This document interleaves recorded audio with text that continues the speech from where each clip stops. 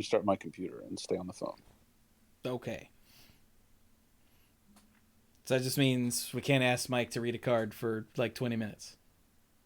I have the links open on my phone. What? Yeah. Man, Mike's phone is like 8 times more powerful than his old ass laptop. Yes, it is. Oh, this thing is old. Yeah, I got to do something about that.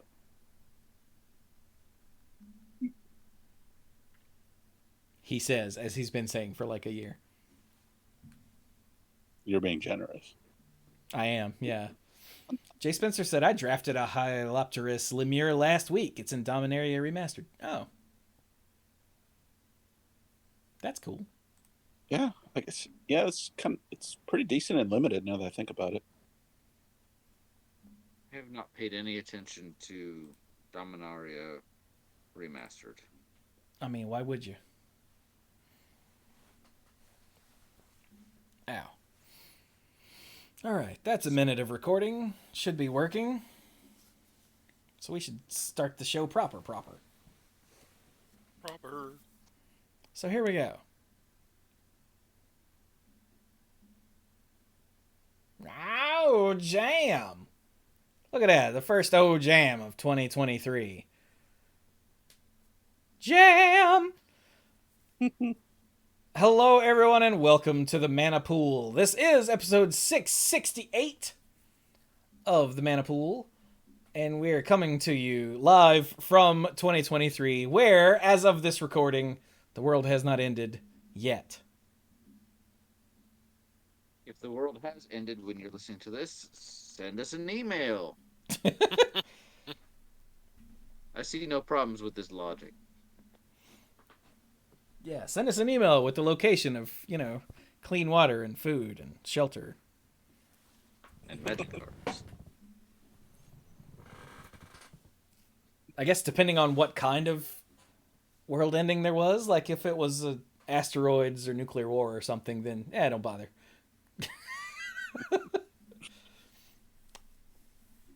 But if it's like a zombie apocalypse or something, yeah, hit us with that. I mean, I'm already dead, but these guys probably aren't. Uh-uh. Everybody thinks they would do pretty well in a zombie apocalypse. I do not. But it's good of you to be self-aware. Yeah, no. I would die relatively quickly. So who are you, person that would die very quickly? I am Chewy, the lead dork. And I am joined in the Happy New Year, everybody. I'm joined in this new year by the same old dorks, actually. So, hey, dorks, who are you? Hey, I'm Brian. I'm the lead rambler, tangent master of the group. Happy New Year to you. And honestly, I think I'd do okay for a little while in a zombie apocalypse, but I am very much a creature of modern comfort. And the second I can't start, playing my mobile games or, having clean water or air conditioning, I'm gonna be like, nah, this is too hard. And I'm just gonna like lean over and just lay down. Cause, it's hard work having to like actually plant food and stuff and not go to the grocery store. And I know it. Yeah. I'm Mike. I'm the rules guy and the game lore guy. And in a zombie apocalypse, I would have to find somewhere else to go first and foremost because I live on the first floor of my apartment building, and my apartment has a great big window in the living room. So that's easy access for greedy zombies. So first, I need to go somewhere else. Then who knows what would happen. And I'm Dirk, the self-proclaimed greenest man alive and moral compass of the group. And yeah, I would be in trouble in where I am currently, but hopefully whenever I'm back in the new house, we'll be up on the upper story, so I don't have to worry about zombies as much. All right, then. So, yes, this is the Mana Pool where we're back. We had to take a few weeks off. I forget why we took off the first week of the year. And then the second week, Dirk was busy and Mike was out of the country and Brian made other plans because of that. Mm-hmm. And yeah, so there's no show last week. Like a Mike being in the wrong country. Look at ya. Well, Old wrong country Mike. That's what they it call him. seemed right at the time. But that's okay. Now we're back just in time to talk about the new Magic set. Because, of course, there's a new Magic set. There's always a new Magic set. Always. And it is Phyrexia All Will Be One. Which really makes me question what the Autobots were chanting at the end of Transformers the movie. They're like, till all are one. And I'm pretty sure it was O-N-E, not W-O-N. Although I guess it could have been one as, past tense of win. Maybe. But I think I seem to remember seeing subtitles and it was O-N-E. And I'm like, till all are one. I think they mean like Autobots and Decepticons, being just one people. Mm-hmm. Yeah. So actually closer to what's happening here. Here, where? In the set. The meaning of the Phyrexians all are one. Except I think they meant it slightly in a less sinister way. Yeah. But, So, the Phyrexians don't think that they're sinister. They think they're just awesome. well, yeah, they're like the Borg, Yeah, who are also sinister. it's true. But So I guess we should now. Fair warning: I have not been paying any attention to the story of any sort, other than whenever a new Planeswalker gets revealed as completed, then I will be like, oh, and that's about it. So Mm-hmm. I don't know any of that, but I actually haven't even looked at the mechanics, so we should do that first. let's do the mechanics.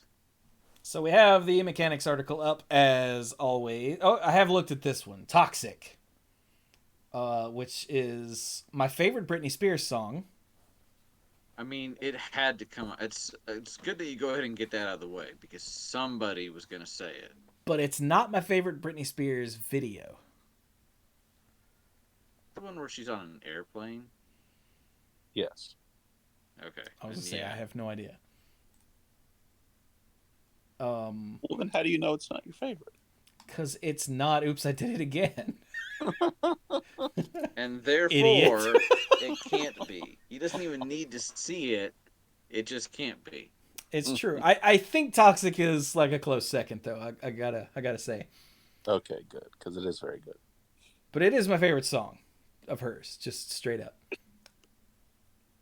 It's very catchy. It is absolutely running through my head now.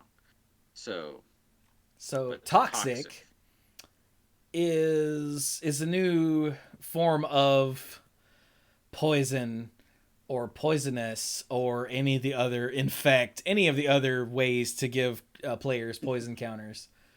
This one's a little weird. So Toxic comes with a number, and when a creature with Toxic deals combat damage to a player, that player takes however much damage and also gets the number of poison counters. Which is weird. Like, the whole thing with...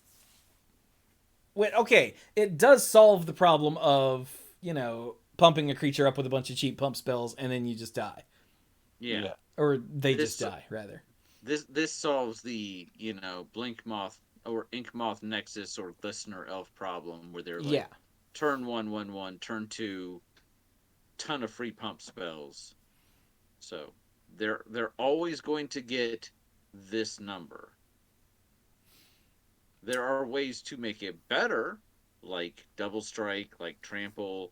It doesn't matter how much damage, combat damage it deals, as long as it deals at least one combat damage to a player, they then get the full Toxic amount. Yeah. But Um, So if a the 5/5 with trample and like toxic 5, I don't know if that card exists, but if that card hits for 5, they take 5 damage and then they take the 5 toxic. But if you block with something with 4 toughness and they take 1, then they take 1 and they still take 5 poison. So Mm-hmm. yeah, it is. this It's a also nice middle ground, I think, between like gets a poison counter or gets combat damage of poison counter. It's a nice yeah, middle ground there. Yeah, and the it's fact that it is combat damage instead of just any damage makes it much better too, because then you don't have the whole like fling variant where the creature itself deals the damage, or any sort of you know Yeah, like tap to the deal the damage. spear or whatever weapon that says target creature deals its power in Right, damage to target player. You're right, like, oh, yeah, yeah. yeah. yeah, that doesn't This work is either. for some reason I'm blanking on what the mechanic was actually called when it was brought back into Future Sight on a few cards. Was it called poisonous? Or I was it called think venomous? on the toxic sliver. I'll look it up. I think it was called poisonous. Yeah, But there was also but I there was also a creature.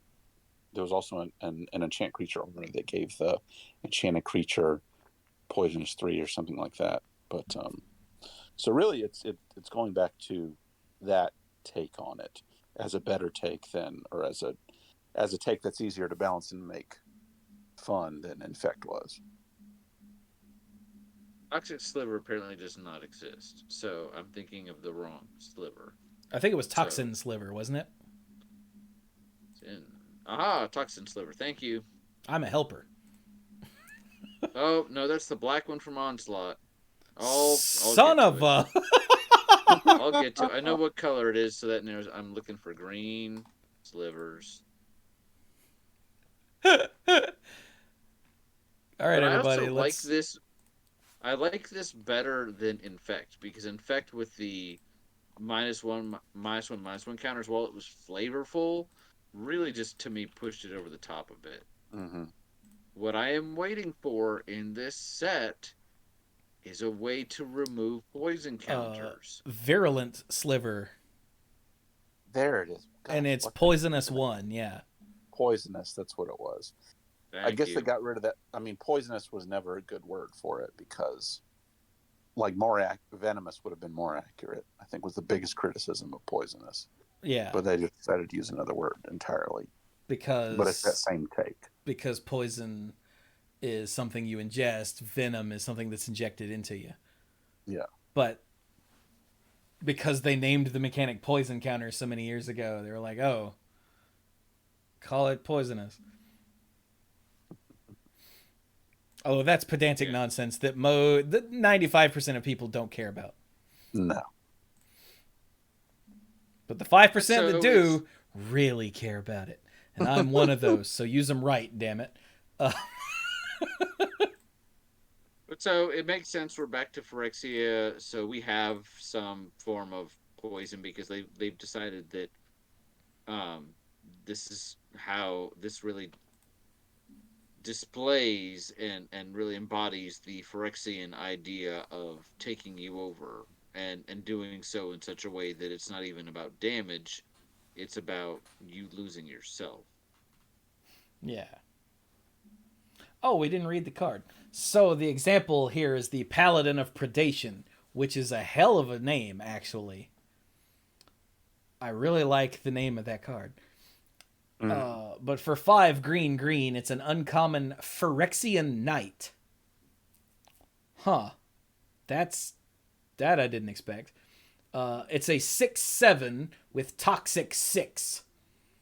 And it's got this glorious old school ability that says Paladin of Predation can't be blocked by creatures with power 2 or less. So no chump blocking with weenies. Yeah, which for a set, by the time you get up to 7 mana to cast this, you deserve to not have to be blocked by, you know, 1/1s and 2/2s all day long. So, Exactly. So and okay. I know you already said this, but again, another difference between this and Infect is that Infect actually replaced the damage with -1/-1 counters and poison counters. Yeah. This you still deal both. You deal the damage and they get the counters if it's to a player. So yeah, Yeah. Which someone in chat, Draconic, said it's not as OP as Infect, but it's still a little odd, damaging in quotes your opponents on two different axes. But not for me because back when I first made a poison deck before there was such a thing as virulent or poison and poisonous or toxic or any of that or infect, like that's how it worked. yeah, that You was would, literally how it worked. yeah. I think Somebody there was one or two that said instead they get poisoned, but most of them you took damage and poison at the same time, and it was always somebody weird. Mm-hmm. somebody on the comments section of one of the YouTube videos where Wizards was unveiling this stuff got really upset at Toxic and basically said that they to them I guess they haven't been playing a million years like we have, and they just associated poison counters with infect, and they said it really to them did not feel right to not also have -1/-1 counters involved, and they were very adamant about this. And I'm Mm. like, I get it. Scars of Mirrodin came out 12 years ago. Oh God. Yeah, so that's long enough that people have, like, thousands of people have started playing since then. So they would, if that was their first exposure to poisonous, they would, or poison counters, they'd be like, yeah, but I have to disagree with them because I get that's how you associate it, but that's not how everybody associates it. So Well, I mean, that's not fair. That's the only way it's been implemented in the game since then, as infect. yeah, Wait, haven't we I seen get it. poison since infect? I don't think so. Oh. I thought there were a couple one-offs in the Modern Horizons sets, unless I'm thinking about something else. Oh, Maybe those aren't real cards. those would have been like one or two of this and that. So, but the next mechanic feeds off of toxic. Yeah, I don't know about this, so tell us about it, Brian. So With your this is face. corrupt. Yeah, I will. This is corrupted, and it's a keyword, or it's an ability word. Whoop. It's an ability word. Haha. Uh, That what happened? basically, huh? Sorry. Oh, there we go. I clicked on something and somehow I lost the screen capture. Sorry about that, chat. Okay. So, corrupted is an ability word that enhances cards if one of your opponents has at least 3 or more poison counters. So, the easiest way to illustrate this, I think, is with the illustration, the card that they put up as an example, and this is a land. It's the Seed Core. So That's a this hell of a is, name. That sounds well, like hippie, like hardcore hippie music. so I'm really just into for a seed minute. core. Like it goes well with my beret. So just spending just a second on the lore. Do you remember the first time we saw a Phyrexian Praetor off of New Phyrexia? It was Vorinclex, wasn't it? It was Yes. Vorinclex, Or and it called. was on Kaldheim. He was doing a couple of things there. He infected Tybalt, and he procured some sample of their world tree, and he brought the seed of the world tree back to New Phyrexia. So they are building their own world tree called Realm Breaker to try to infect all the planes in the multiverse. So this is uh this is the base of that tree. So the seed core, it's a land, it's a sphere, which New Phyrexia has evolved to very much mimic old Phyrexia, original Phyrexia, in that it has the layers, the spheres, and the seed core is like the center sphere. Um, it has three abilities. First one is just tap to add a colorless mana. Second is tap, add 1 mana of any color. Spend this mana only to cast Phyrexian creature spells. And then finally, this last ability has Corrupted. Tap, target 1/1 creature gets +2/+1 until end of turn. Activate only if an opponent has 3 or more poison counters. So, because that's the Corrupted ability, you only can activate that one if at least one of your opponents in a multiplayer game or your opponent in a 2-player game, or if you're goldfishing, it gets very confusing. But if they have at least 3 poison counters. So that's a pretty strong ability. Didn't we see that on a land in Time Spiral? And that was a reference to something older, of course, because everything in Time Spiral is a reference. Yeah, it was on a But creature in Time Spiral, and it was a reference to an old land. ah, Pendlehaven, actually, Pendlehaven made it to the time shifted sheet, so it Yeah. showed up twice in Time Spiral. there you go. So So yeah, corrupted is an ability word that just means one of your opponents has at least 3 poison counters. yep. And then what it does doesn't have anything to do with whether or not it's corrupted or not. Like the second example, which what I can't say that word.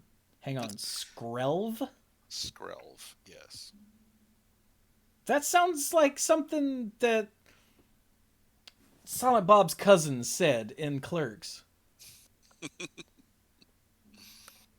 Anyway, so Skrelv's Hive, for 1 and a white, is an enchantment that says at the beginning of your upkeep, you lose 1 life and create. Whoa. Wait a minute. Create a 1/1 colorless Phyrexian Might artifact creature token with Toxic 1, and this creature can't block. That's a Bitter Blossom It is a Bitter Blossom. Yeah, basically. without flying. Yeah. But it's got Toxic. Toxic. So, yeah. And then it says Corrupted. As long as an opponent has 3 or more poison counters, creatures you control with Toxic have lifelink. This is Wow. pretty good for 2. That's insane for 2. Yeah. Because at some point they're gonna, if they see this, and even if they're playing a fairly aggro deck, at some point, if you're not like just throwing your guys away, you're gonna have more mites than they have blockers, and it's gonna start getting bad for them. So Yeah, like this early this game is feels this on 2 is just stupid, right? pretty sure. It's very good. Because they can't block, so you're encouraged to just keep swinging. Yeah. And with the seed core, all of these mites, which this is one of the tokens for the set, it's kind of like the 2/2 zombie token in a creature in a set with like in an Innistrad set or something. This is just going to be one of the basic tokens you see used on several cards. Those are all 1/1. So then the seed core can be like, hey, that one that's not blocked. It's a now it's a 3/2. I was Does going to not say, really, mean Brian? more. It doesn't mean more poison, but it does mean more damage. Yeah, you would probably use that on one that was blocked rather than one that wasn't True. to turn it into a trade. Yeah. Oh. Or survive. Yeah. Squee pointed out, but can you champion your hive into a control spell as an evasion creature? Ooh, that's a good point. No, you can't. And, since the mites can't block, you can't use it defensively, which is a real difference. Yeah, not being able to champion your creature making thing into something else is kind of rough. Also, screw you for reminding me that was a thing. So yeah, that's corrupted, nice and simple. And I'm sure we'll see lots of different things there. Can you tell us what the next mechanic is? And you have to say it correctly, because there is Or punctuation. Mirrodin! Wow, that was more correctly than I was even going to go for. Everyone must now call it exactly that.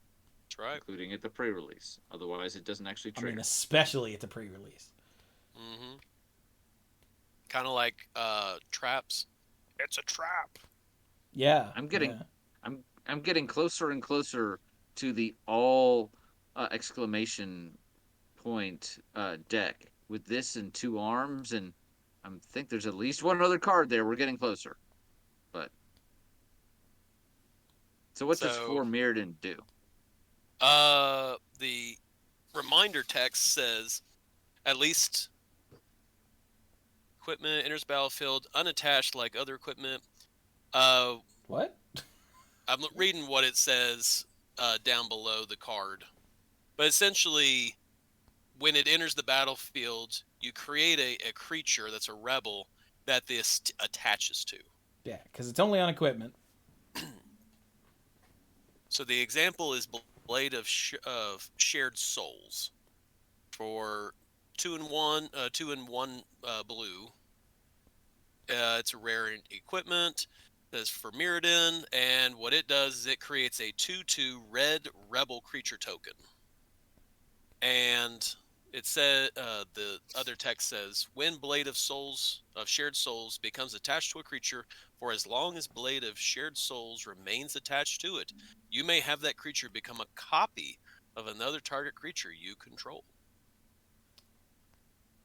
Oh. And it accounts for 2. So Just don't pick a legendary. Oh, I had not read this card. So basically, the order of this is you pay the mana cost. One as the example here. Yeah.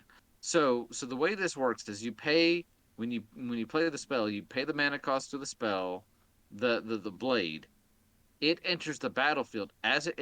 When it enters the battlefield, 4 Mirrodin triggers, and you create the 2/2, and then you attach the Blade of Shared Souls to it. So it is possible. So it's the same concept as Living Weapon, except it's just a different size and shape token. Yeah. I'm so glad you said that, because that was exactly what I was going to say. Is it's basically a bigger Living Weapon. Yeah, except the timing is slightly different because, isn't it? That's true. No, Chewie is right, because otherwise the 0/0 would die before the blade attached, right? No, it doesn't, because that all happens while the triggered ability is still Oh yeah, because it's all in one go. Right. Okay. I tried to out-clever myself. Okay, so all 4 Mirrodin equipment create a 2/2 red creature token, and then they attach themselves to it. Yes. This card in particular that they picked the example for, every time this attaches to a creature, that creature can then become a clone of another creature you control. Yeah. I like this though. This card in particular. For Mirrodin itself is, fine. But this card is cool because it's a 3 mana, clone something that you already have. And then it's only 2 mana to swap and clone something else that you control. Yeah. Play something bigger, then make something else into a copy of it. Yeah, it's pretty cool. Yeah. I just feel like the only thing you have to be careful of is attacking and then post-combat throwing this on something else, because if you change the toughness of the creature that this was attached to before, it may die. But, all sorts of weird things. I feel like Chewie said, this is kind of a more complicated example to be showing this new mechanic on, and not entirely just because of the mechanic, but because of the card itself. Oh, I get it. So you're saying if you attack and one of your dudes takes 2 damage, and then you throw the blade on it and decide to copy your thing that has 2 health toughness, it'll just die. Because it's now a 2/2 that has 2 damage on it. Whoops. Correct. Or if you attack with the equipped creature and it is a copy of a 4/4, and it takes 2, and then you swap it. It takes 2, and then you throw it on something else later, and you're like, and it shrinks back into a 2/2, and then realizes it's supposed to be dead. Yes. So yeah, there is some combat silliness there, but just be aware of that. Yeah. Huh. So, But that is for Mirrodin. For Mirrodin! It's neat that it's a red rebel, which I guess makes sense Mhm. given that Koth has been leading the charge against the Phyrexians for like decades now, it seems. Yeah. Yeah, I would expect that because Jorkadine. I think the human faction was like red white before Jorkadine as the leader. I believe so. And not to mention Red just, embodies so much of what the Phyrexians are not about. The strive to maintain individuality in the face of we're all the same. Which is why in this set, Urabrask is actually fighting with some of the other Praetors. So Draconic said, I don't feel like Mirrodin has been winning at any point in the story. It has not. No. No. no. But the fact that there are Mirrans alive, period, is Yeah. kind of dumbfounding. And a lot of it is because in the story, which I've now caught up on the story, they basically say Urbrask lets us hang out on the furnace as long as we don't get too comfortable. We have to keep moving, but otherwise he's not going to go out of his way to hunt us down. So, Makes sense. Yeah, I think I remember that from a previous story that he doesn't care as long as they don't get in the way of any of his like construction projects or whatever. basically, yeah. So, what's up next, Mike? All Olive right, oil? not Sorry. quite, but there we do have cards that use the concept of oil counters, um, and several cards use it. There are a few cards that care about it, um, and they don't do anything special. It's just in and of themselves, like there's no special meaning for an oil counter, but they're used to link together different cards and do neat stuff. So the example that they have here is Urabrask's Forge. It's an artifact that costs 2 and a red. It's rare. At the beginning of combat on your turn, put an oil counter on Urabrask's Forge. Then create an X1 red Phyrexian horror creature token with trample and haste, where X is the number of oil counters on Urabrask's Forge. Sacrifice that token at the beginning of the next end step. Yeah.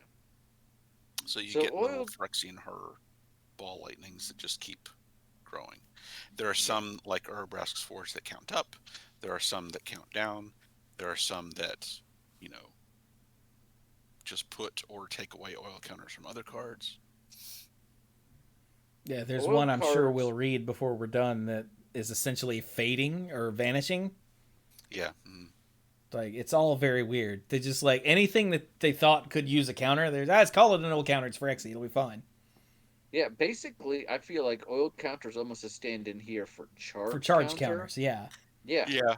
Basically. because they want, and I'm not saying they should have used charge counters because this ties in very well to what the Phyrexians are doing, and it also limits it from getting out of control with charge counters in other sets.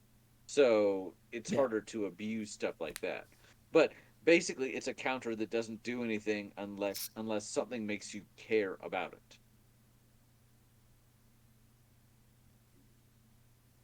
Yeah. And then the returning mechanic is actually one of my favorite mechanics of all time. And I think the last time we saw it was in War of the Spark because it made sense because we had all of these planeswalkers around like everywhere. So loyalty counters here, loyalty counters there.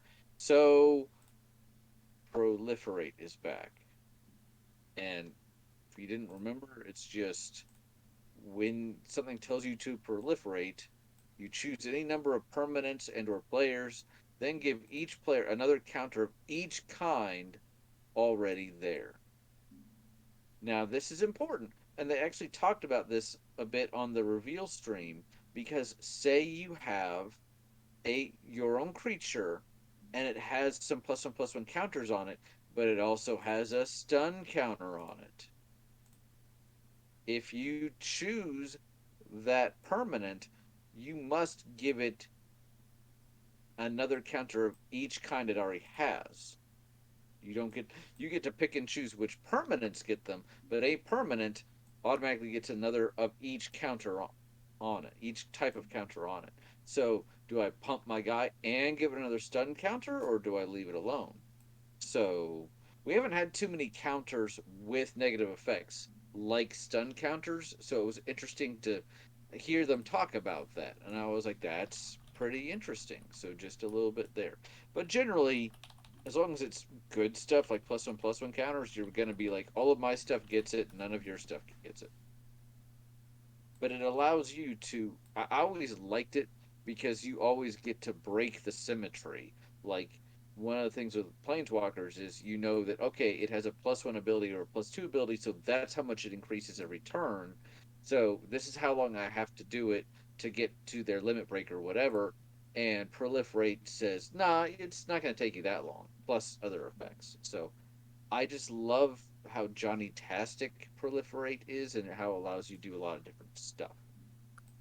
The example card is Experimental Augury. For one and a blue, it's an instant, it's common. Look at the top three cards of your library, put one of them into your hand, and the rest on the bottom of your library in any order. So is that Impulse? Like Impulse. Uh, Almost. I can't remember the new one that's just 3 cards. Impulse is four, isn't it? So, Mm-hmm. but a little bit of selected card draw, and then after you do that, proliferate. So short, simple, but potentially uh crazy if you consider it's an instant, and plus one counters would mean that you could use this also as a combat trick. Chat says it's anticipate, There. Yes, there it is. Okay. Thank you. except with proliferate on the end. Anticipate was from Dragons of Tarkir, Battle for Zendikar, M19, M20, and Ikoria.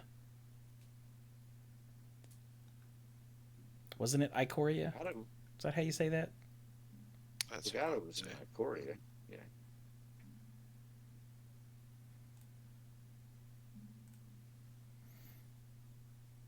Okay. So that's the mechanics. Neat, wild, weird, wacky stuff. Yeah. So then there's the whole rest of the set. Now I'd say that it's not all up yet, but there's a whole bunch here to start with. How do we want to tackle this? Planeswalkers? Planeswalkers. Yeah, I Like guess bad so. guys? I don't know. Like the first thing I see here is three things that look like Elish Norn, one of which is Elish Norn. Yeah. Yeah. Maybe we should start with her because apparently there's like 48 variants on of Elish Norn in the Mm-hmm. various versions. Because It's like 40. why the hell It's not? four. It's 49. Yeah. But oh, you were trying to joke. Okay. Sure, it's only 48. Yeah, why not? So Elish Norn, Mother of Machines. I haven't actually read her yet. For four and a white is a legendary Phyrexian Praetor, of course, and she's mythic, of course. And she's a 4/7 with vigilance. Because nothing says Phyrexian like 4/7 with vigilance. But she says if a permanent entering the battlefield causes a triggered ability of a permanent you control to trigger, it triggers an extra time. Okay. And then permanents entering the battlefield don't cause abilities of permanents your opponents control to trigger. So she's still doing the Praetor thing of more for me, less for you. Yeah. I mean, in Yes. the original Scars of Mirrodin block, where they introduced the Praetors, they were like that, but they were a little more straightforward. I think she was like, what? Your creatures get plus two, opponents' creatures get minus two. Yeah. But Yeah.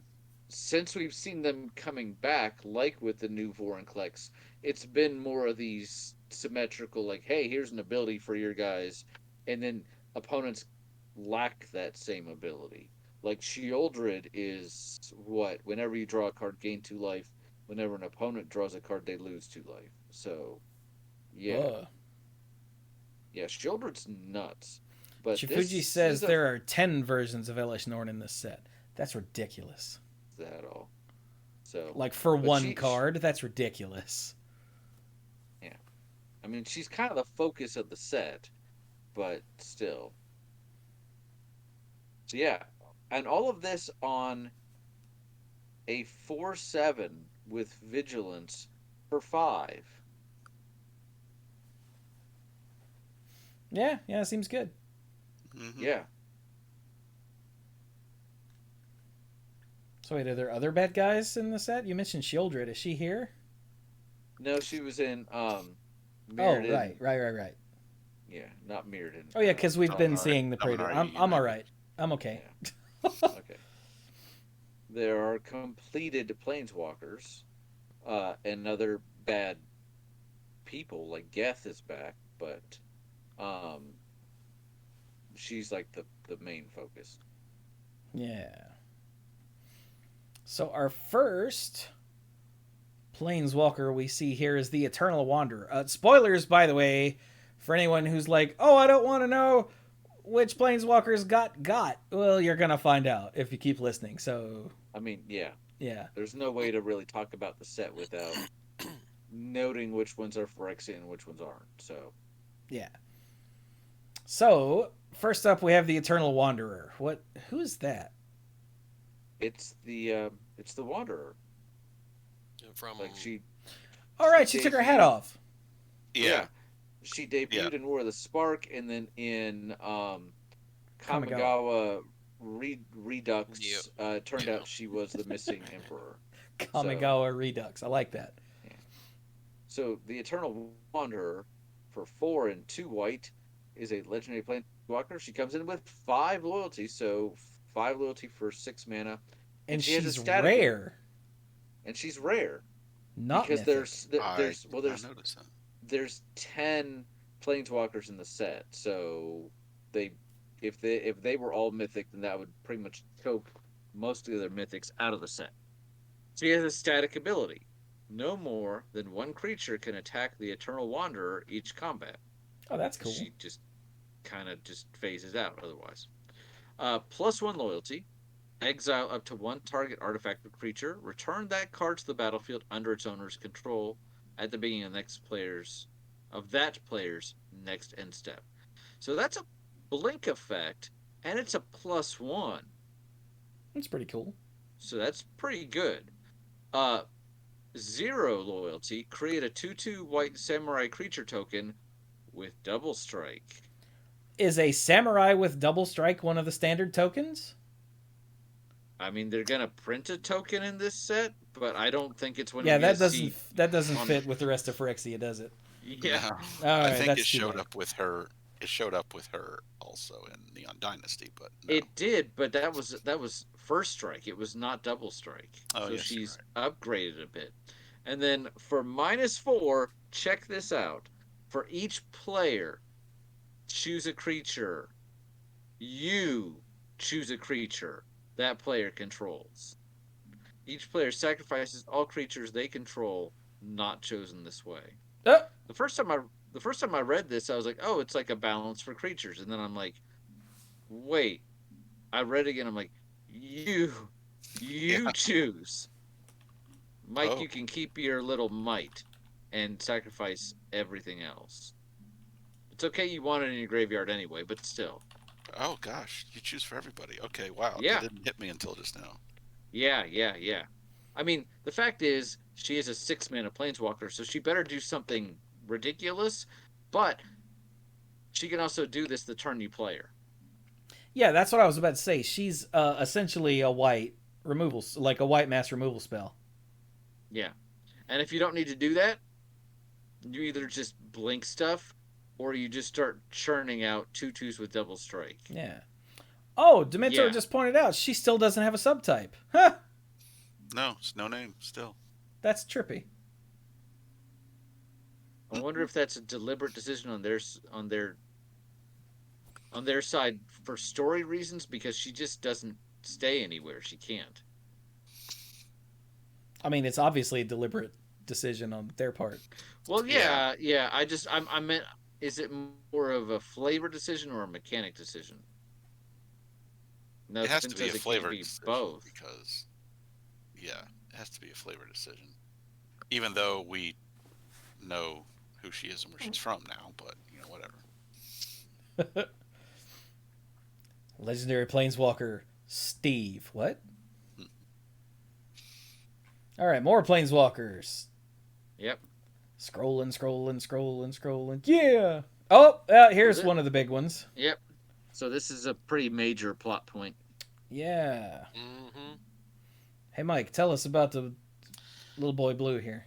Yeah, this really makes me wonder what the plan is. So Jace, the Perfected Mind, costs 2, 1 blue, and 1 blue Phyrexian mana. Jace has been completed. So, as a reminder, the completed thing on Planeswalkers that we first saw with Tamio, and I believe we've also seen with a Johnny an Ajani card since then. That's correct. Those are the two we've seen so far. Okay, it means that if you pay that Phyrexian mana symbol with life, then the Planeswalker enters the battlefield with 2 fewer loyalty counters. Yeah, so but it's like a turn sooner. Yes, it's a trade-off. So it's a balancing thing. Yeah. So Jace could be 4 mana, could be 3 mana and 2 life, and the regular starting loyalty is 5. But if you do it if you use that completed feature, it's 3. 3 mana Jace with 3 loyalty. It's baby Jace, but Yes. with tentacles. Or right. Dr. Octopus arms. Yes, or that. So, first loyalty ability, +1. Until your next turn, up to 1 target creature gets -3/-0. Okay. Decent, meaningful. Yeah, protect yourself. Yeah. Yep. -2. Target player mills 3 cards. Then, if a graveyard has 20 or more cards in it, you draw 3 cards. Otherwise, you draw a card. It's a little Visions from Beyond action, or whatever that card is called. I mean, if it was just -2, draw a card, you would still probably do it, right? Because it's draw a card. So. And then finally, last one, -X. Target player mills 3 times X cards. That is not a small number. No. Although, as we keep pointing out, milling doesn't matter until you mill the entire deck. Yep. Yeah. It's the last one that counts. But, I mean, this is fairly efficient. You play them down, and you start, just, if it's a stall deck, just a couple turns of -3, -0.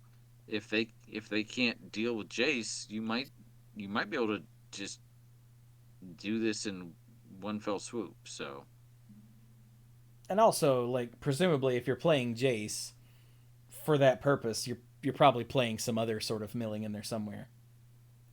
Yeah. Or just, more copies of this. It could be a 4 mana mill 15 spell if you want it to be. That is true, yeah. I don't know why you do that, but because you're playing a mill deck. I guess. Ow. So yeah, chat pointed out already this art is totally a callback to Jace the Mind Sculptor, which I like. Mm-hmm. Although it looks like, I know that's not what it's supposed to be, but it looks like the smaller little tentacles are fiber optic cameras that the SWAT team uses. Right. So I think the Phyrexians are watching us. I have no doubt that they are. Yeah. Is Jace a rare or a mythic? He's mythic because he's completed. The completed ones are mythic. The straight ones, I don't know what the non-completed ones are. The rare. fleshy ones? Yeah, the fleshy ones are rare, the metallic ones are mythic. So next up we've got Phyrexia Obliterator reprint. What? Yep. Man, this is always the card that comes to mind whenever someone mentions, like, what's a card that was super powerful that just didn't have a place in the meta. Yeah. And it had so much promise, and yeah, but no. So hopefully it'll see some play this time, because look at it. yeah. Now it looks more terrifying than ever. Jesus, let's just scroll past that. Oh, hey, Vraska.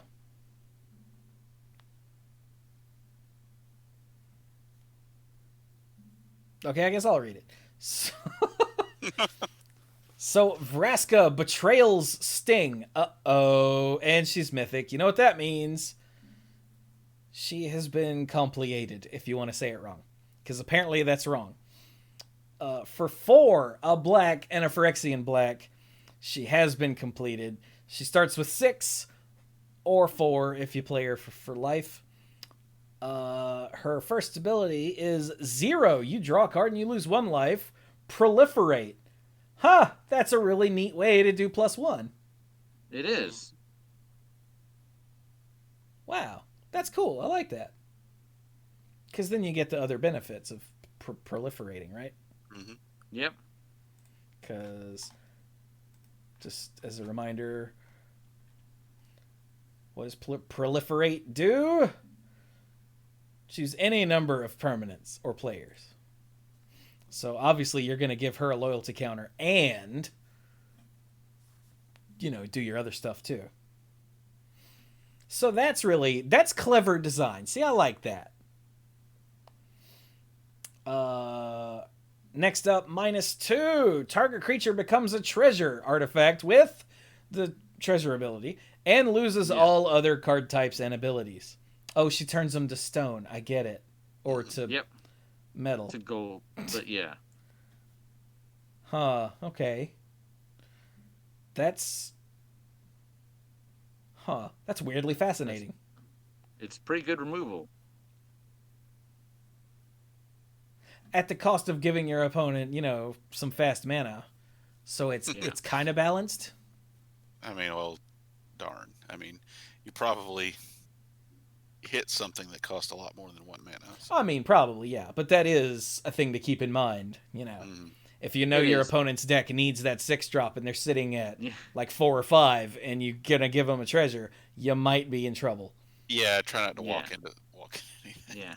Oh, darn, I lost my 2/2. Now I can play Elish Norn. In my otherwise blue deck. Thanks. Squeeze said Vraska's just here to sell StarCraft. What was that, Dirk? Sorry for burning down your village. Here's some treasure. You're right. Yeah. Squeeze said Vraska's just here to sell StarCraft. She does kind of look like the Queen of Blades, doesn't she? Huh. But anyway, her final ability is a -9 that says if target player has fewer than 9 poison counters, they get a number of poison counters equal to the difference. So that ability by itself cannot kill a player. No. With poison, but it can get them to just on the edge. And then you proliferate. Yeah. Somehow. That's what I was thinking. So yeah, she's like fewer than 9. If someone has no poison counters, all of a sudden they're 1 away from dead. Granted, it's a -9 ability, so like they're gonna see it coming. Yeah. But sometimes it doesn't matter if you can see it coming. Well, how does she get more counters if there's no plus ability? Proliferate. Well, the first ability. Proliferate. Never mind. Yeah, the 0 actually says +1. Because. Gotcha. But because it's clever design, they didn't make it a +1. I really like that. I got you. Oh, by the way, not Kerrigan, but not the Queen of Blades, but the Borg Queen.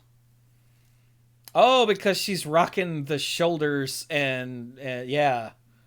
Yeah. That's a good point. Yeah. Huh.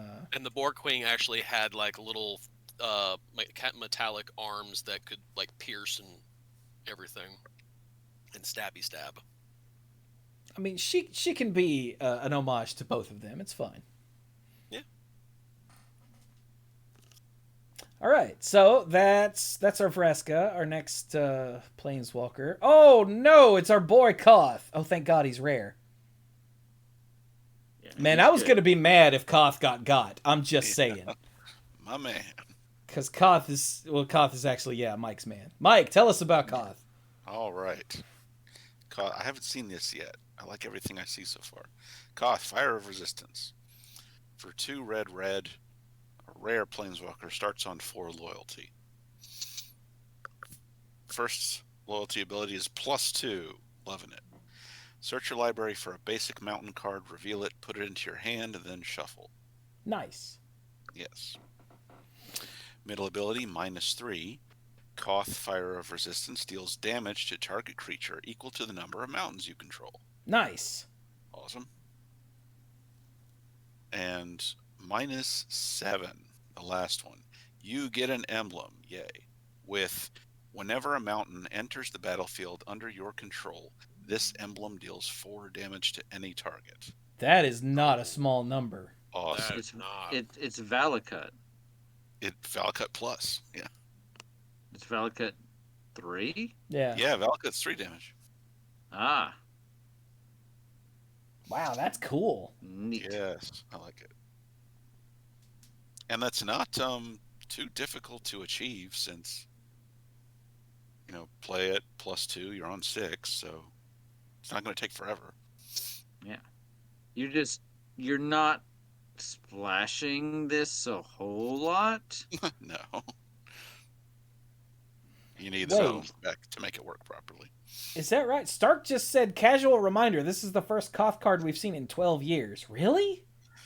Yeah, Probably. He has not been seen Jesus. anywhere else.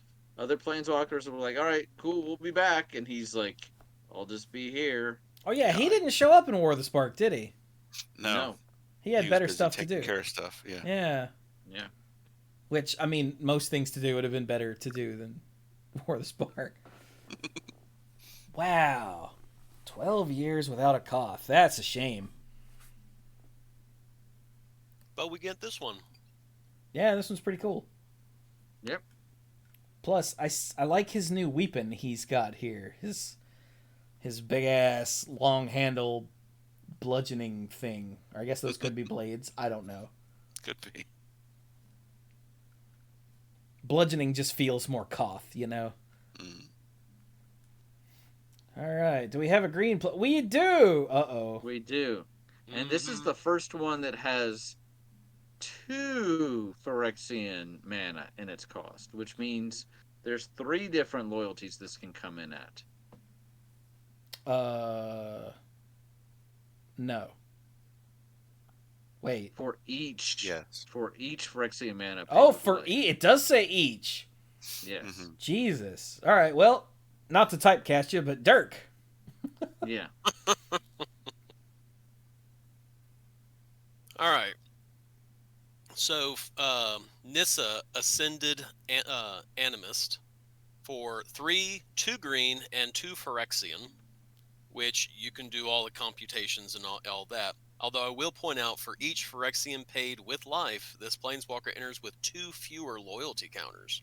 Yeah, so she either comes in as a 5 mana and 4 life with 3 counters, or a 6 mana and 2 life with 5 loyalty counters, or a 7 mana and no life with 7 loyalty counters. So now that we've gone through all that. So, she is completed, and her art makes me sad. Right? Yeah. Like, she seems to have been completed slightly harder than the other two. Yeah. She's rocking 2 extra arms. But anyway, she has a +1 loyalty. Create an XX green Phyrexian horror creature token where X is Nissa Ascended Animist loyalty. Oh, that's cool. because and it it's goes a up plus instead of down. ability. Mm-hmm. Yeah, and the more mana you spend to cast her in the first place, the bigger this will be just straight off the bat. Yeah. Now, reminder: you +1, and then the ability triggers. So you're like, if she starts at 7 and you +1, you're getting an 8/8. Yes. Because that's part of the cost. Like, the plus is a cost. I know we've said this a billion times since planeswalkers were invented, but the plus is a cost, so you pay that first, and then it looks at how many loyalty counters she has. So it's whatever she has after you add one. Okay. Yeah, and just keep in mind the way this is written, the power and toughness of that token don't continue to track Nissa's loyalty as it changes. They're just whatever created with that fixed amount, and it stays that way. Right. That too. If it was going to change, it would be like XX creature with quotation. It'd be star. This, Yeah. yeah. Oh yeah. Okay, so that's the +1. All right, then there's a -1. Destroy target artifact or enchantment. Hey. That's pretty big for just -1. Mm-hmm. Particularly in a set that's probably heavy on artifacts. Yeah. Although All she right, does and cost a minimum of 5, so Well, like if you're paying 5 and 4 life to destroy an artifact, you're probably in not so good a spot. yeah. And then her limit break is a -7. So if you've got the mana, put her out. Until end of turn, creatures you control get +1/+1 for each forest you control and gain trample. Well, that's terrifying.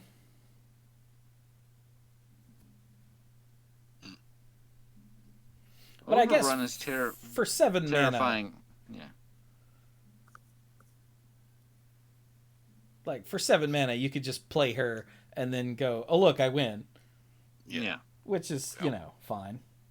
Overrun is terrifying at +3/+3 in trample. So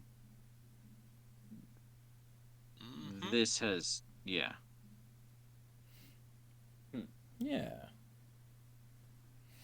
All right. Well, that's awful. Also, Dirk said she's got 2 extra arms, but one of those is her staff that's just been incorporated into her body. Oh gosh. Yeah.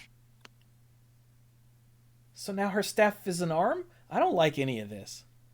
Nissa and Jace being completed.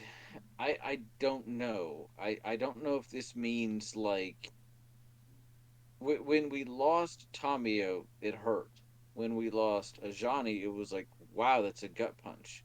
But the more of these they do to some of these core planeswalkers, the more I'm like, are they gonna do like a post March of the Machines timey wimey like, oh, everybody's back to normal sort of thing? Because that definitely cheapens the impact of this.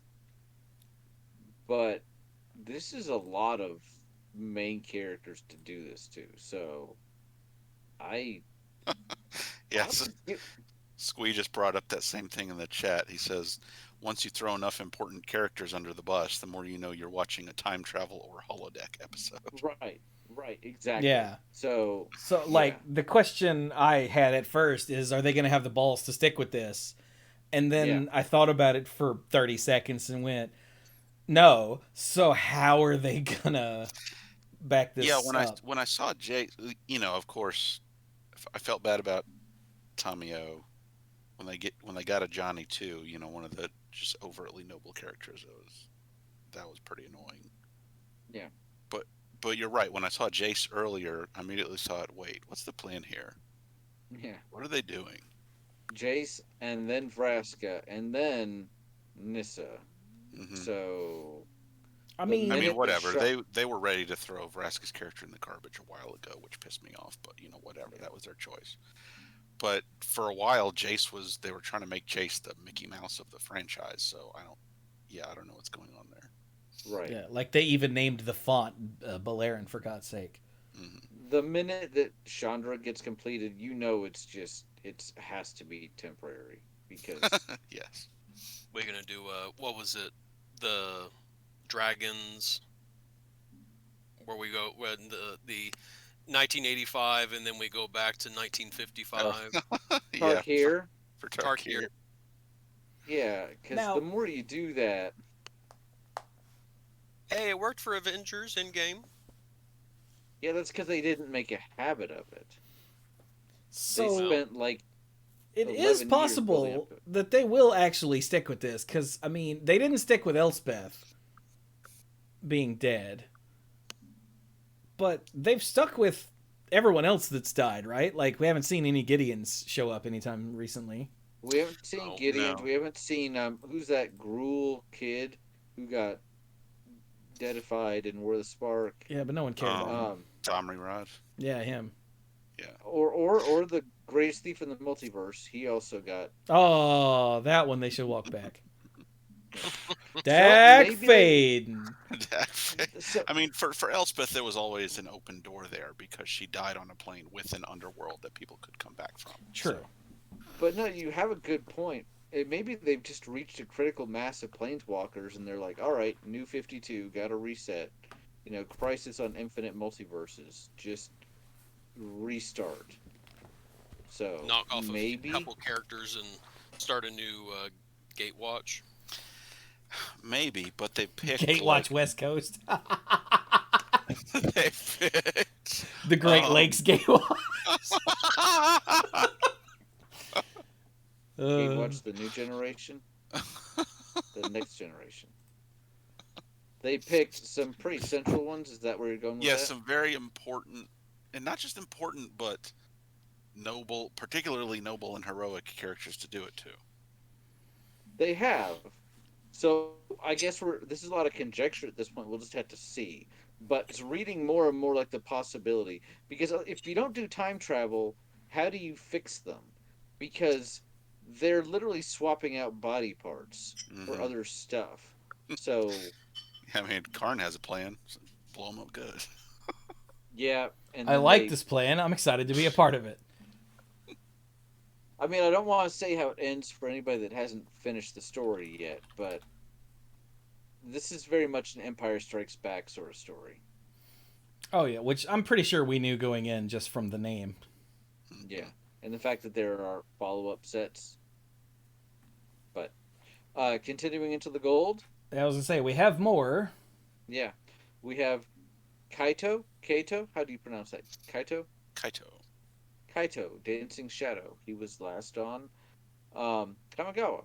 He's the ninja guy. For 2, a blue and a black. He comes in with 3 loyalty. He's rare, so he's not completed.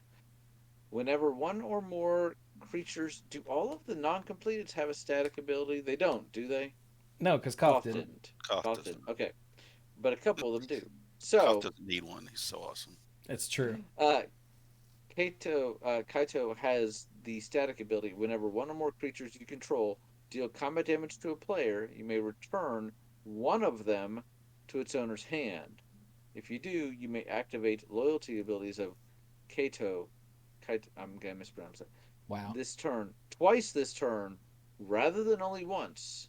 So Yeah, so not an extra time. It just because of shenanigans. Just yeah, twice instead Yeah. of once. yeah, Which is cool that and they figured out how to put a ninja ability on a planeswalker. yeah. But he's also helping you ninja one of your creatures. So you can only ever return up to one of them. You can't be like, oh, these 4 got through, they're all coming back to my hand. But so his abilities are pretty straightforward, but they're all good to duplicate. First one is +1 up to 1 target creature can't attack or block until your next turn. Doing that twice seems pretty good. Yeah, I mean Uh, that's pretty sweet. yeah. Uh, 0, draw a card. Which is just Yeah, sexy. yeah. And -2, create a 2/2 colorless drone artifact creature token with Death Touch. And when this creature leaves the battlefield, each opponent loses 2 life and you gain 2 life. Huh. Like, I don't know when it's sent to your hand, or if they trade with it, perhaps. So, I mean, it's also an artifact, so you could sacrifice it for something. Mm-hmm. Yeah, all Yeah. sorts of uses. But Yeah, it looks like it's a little metallic raccoon. So, you know, just it could just not leave the battlefield. You could just have a bunch of little robot raccoon friends. it's I'm true. just saying. Good plan. With Cuz Death look at him. Touch, I like them. Yeah, yeah, he is pure utility and I like it. Hmm. All right. Then we have Kaya, Intangible Slayer. She did not get got Nope. yet. So Jesus Christ, for 3 and 2 white and 2 black, whew, that is not a small number. No. Kaya is hexproof. That might be part of why she costs $1 billion. Yeah, okay. She starts with 6 loyalty with hexproof. +2. Each opponent loses 3 life and you gain 3 life. All right, that's cool. Hmm. 0. You may draw 2 cards, then each opponent may scry 1. Ooh, that's cool. So you're getting 2 cards right now, but your opponent gets to set up their next draw a little bit. Mm-hmm. That is actually pretty cool. And then -3, exile target creature or enchantment. If it wasn't an aura, create a token that's a copy of it, except it's a 1/1 white spirit creature with flying in addition to its other types. I really like this card. Wait, hang on. Yeah, you get the token. Exile target creature or you could get a enchantment creature token. So Mm-hmm. like your Skrelv's Hive, you could get a little 1/1 flying spirit that spits out Phyrexian mites. Yes. Ugh. Or yeah, Or or your you could opponent's exile. Scrub's Hive. Yeah, you could exile their thing, and you still get the copy of whatever it was. Well, yeah, okay. I didn't say that, but that's what I meant. Yeah. That's pretty cool. And as you said, she has hexproof. I feel like this is going to be really frustrating to play against. Yeah. Because what are you going to attack it with when you're losing your stuff and they're getting tokens that are also your stuff, but Yeah, it's not like yours anymore? for 7 mana, she can just -3 when you play her, get Yeah, rid of whatever you were going to hit her with, get an extra thing on the board, and then just look at you and be like, still have 3 toughness or 3 loyalty. yeah, Buh. yeah. But then, for 7, better do something good. Yeah. Hmm. All right. Next one is Luca, Bound to Ruin. Poor Luca. Yeah, he was bound to ruin, wasn't he? At some point. All right, so for 2, a red, a hybrid red-green Phyrexian mana, and green. That's That's weird.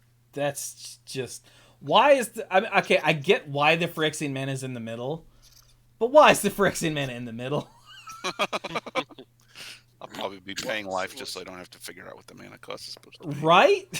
What's Tamio's mana in the middle? I I'll don't look it remember. up. I'll look it up. Yeah, You you go. look it up. Hurry up. So, but he is completed with a loyalty of 5. So his first ability is a +1. Add red green. Spend this mana only to cast creature spells or activate abilities of creatures. That's simple, straightforward. Tamio completed Sage was 2 generic, a green, then the hybrid symbol, then the blue. So they put it in the middle last time too. Maybe because it's bridging the gap between the 2 colors. I don't know. I guess. Okay. Second ability is a -1. Create a 3/3 green Phyrexian beast creature token with Toxic 1. Neat. Mm-hmm. And then the last ability is a -4. Luca deals X damage divided as you choose among any number of target creatures and/or planeswalkers, where X is the greatest power among creatures you controlled as you activated this ability. Huh. Among That's actually neat. among any number. Yeah, but it's divided. But yeah. Mm-hmm. Hmm. Real talk, was Luca anybody's favorite character? I mean, 'Cause he's just somebody's. kind of a selfish a-hole.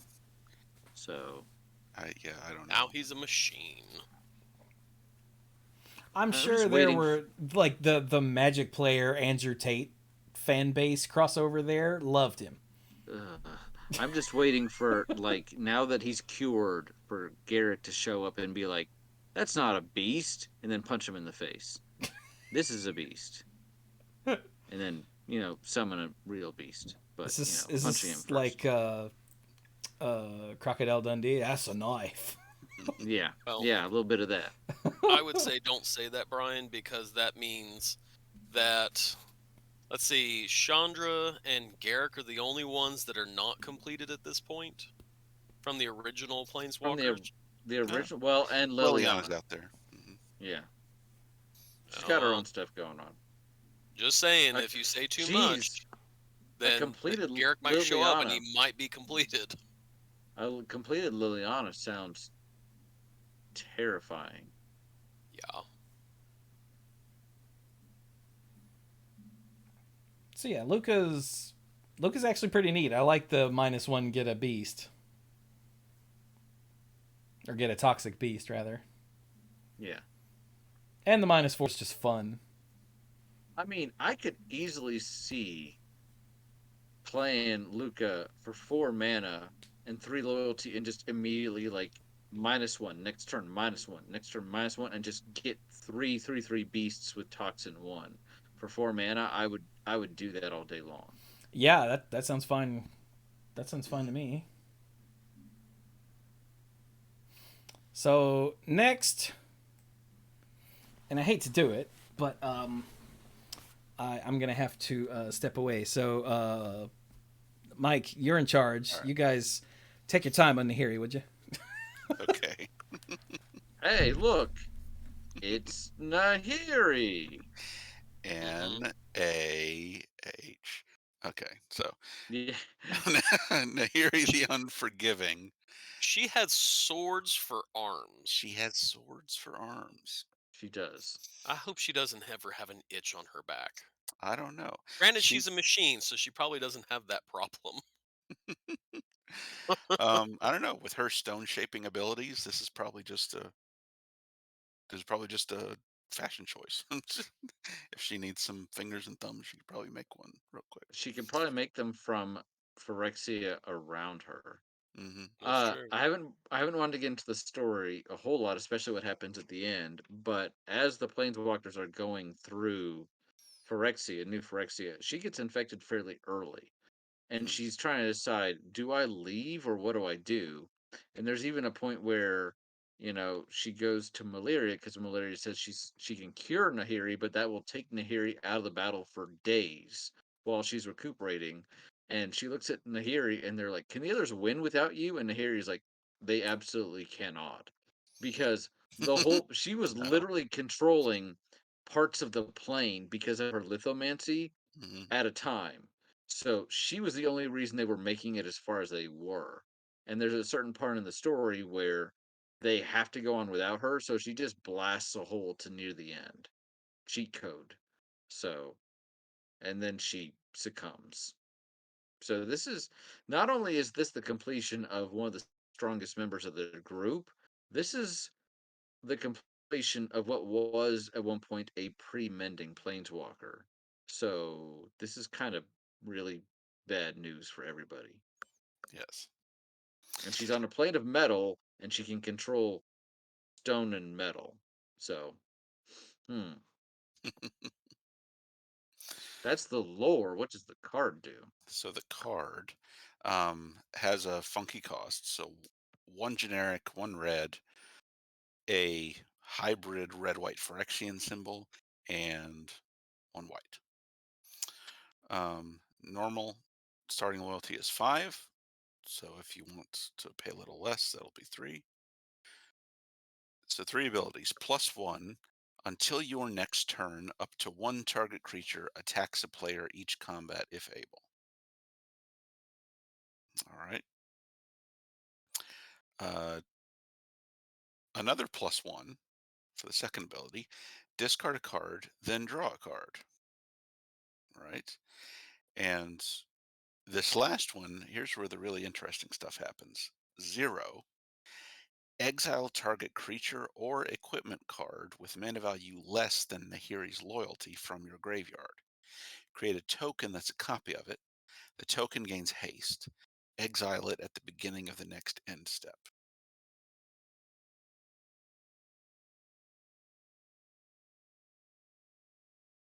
So right Very away, interesting. yeah, so right away, Nahiri can just hit the battlefield and do that.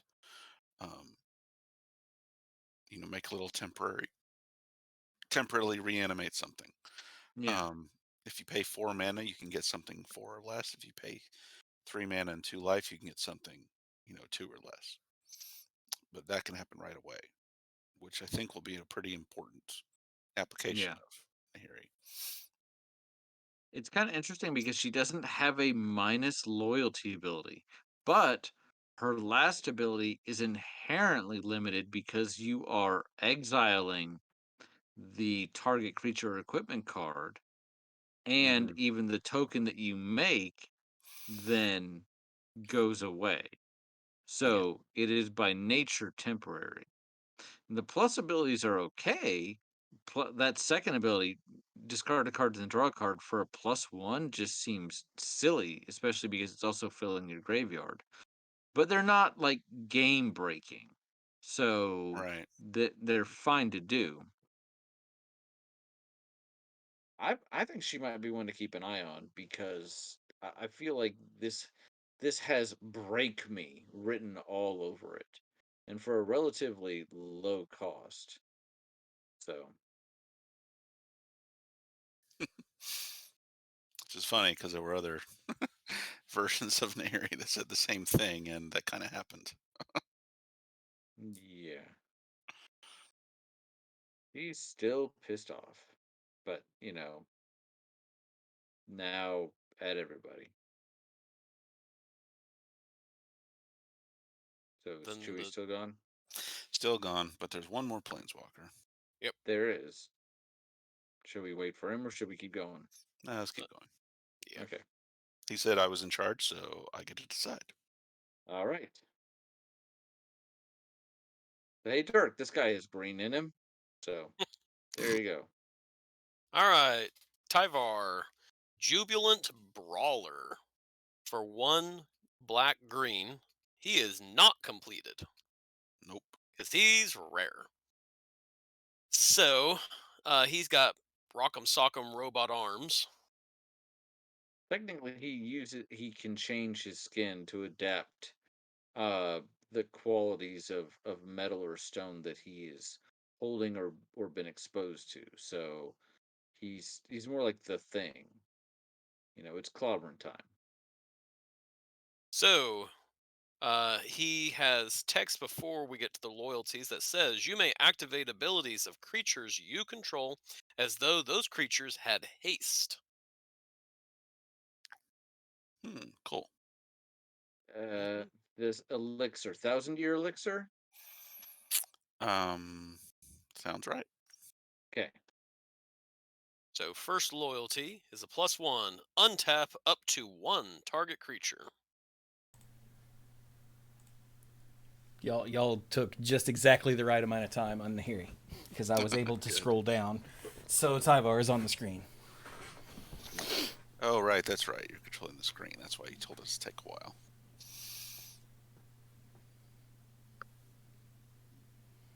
So, question.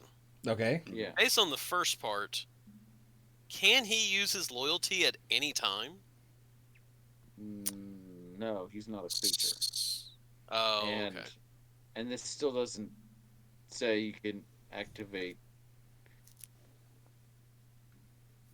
Okay. You can't. Yeah, planeswalker abilities are, your standard sorcery speed. Um, During a main phase on your turn when nothing else is on the stack. So you still have that. Um, yeah, there's nothing special going on there with his own abilities. So he can just do if someone had an activated ability that they couldn't do because it wasn't their creature doesn't have haste and blah blah. Okay. Yeah. Mm-hmm. Okay. So last ability is a -2 because he only has two loyalty abilities. So like I said, -2, mill 3 cards. When you then you may return a creature card with mana value 2 or less from your graveyard to the battlefield. To the battlefield. I mean, it has to be small, but still. Mm-hmm. Mm-hmm. And that's just a Phyrexia weird mana card. still counts as mana, right? Well, yeah. Okay. Yes. Mm-hmm.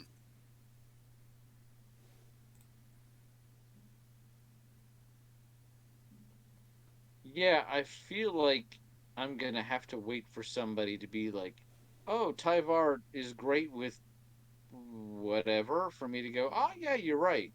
But I Well, mean, the there's two fact things that on either side of him that technically counts 2. well, I'm also thinking, appropriately enough because he is an elf, although he doesn't have the elf type because he's a planeswalker. But you know what elves like to do? They like to make mana. You know what they don't like to do? They don't like having to wait until next turn to make mana. But you could play this guy and go ahead and play a Llanowar elf and immediately tap it for a green, and then untap that Llanowar elf. And then tap it for a green. Yes, and then play some more mana elves. I mean, it's all I got. Sorry. I mean, I think that's the main. I mean, that's what chat Yeah. even said right off the bat when y'all started talking about it was mana dork lord planeswalker. So those are the planeswalkers, and there's a bunch of other cards here, but it is 10 o'clock. I gotta ask, are we gonna talk about the card that has everybody losing their freaking minds? Y'all already talked about Nahiri. We did. I Because think Brian's talking about a track. So I she has am, and I'm blades for curious hands. if I'm curious if Dirk reads Atraxa, if he can realize what the big deal is. So, Oh, let's hey, see. Dirk, look at the top of the multicolored cards. Yeah, I saw. All right, Atraxa, Grand Unifier, for 3 green, white, blue, black. So no red in this one. It is a 7/7 legendary creature, Phyrexian Angel, that is mythic. And has Flying, Vigilance, Death Touch, and Lifelink. When Atraxa Grand Unifier enters the battlefield, reveal the top 10 cards of your library. For each card type, you may put a card of that type from among the revealed cards into your hand, put the rest on the bottom of your library in a random order. And it gives you a list of what those are. Yes, what is that list? Artifact, Battle, Creature, Enchantment, Instant, Land, Planeswalker, and Sorcery are card types. So I think he caught it because there was a pause.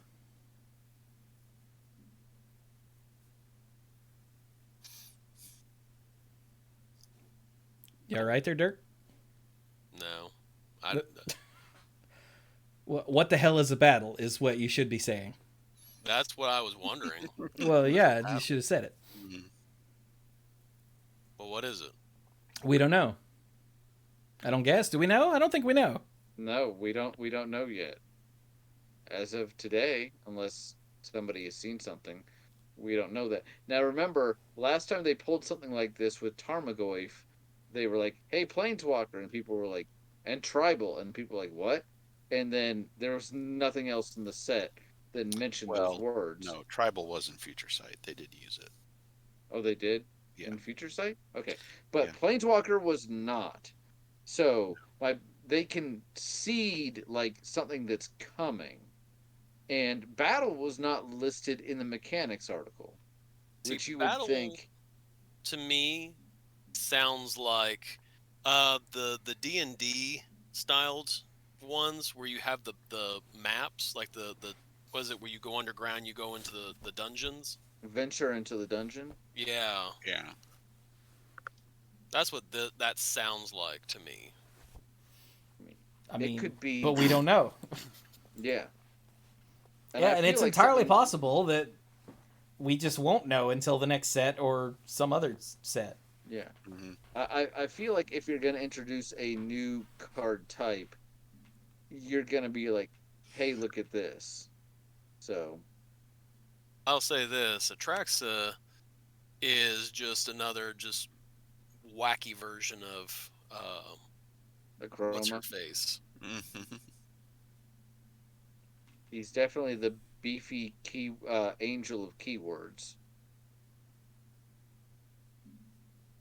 But that can also has the chance to draw you a whole bunch of cards when she enters the battlefield.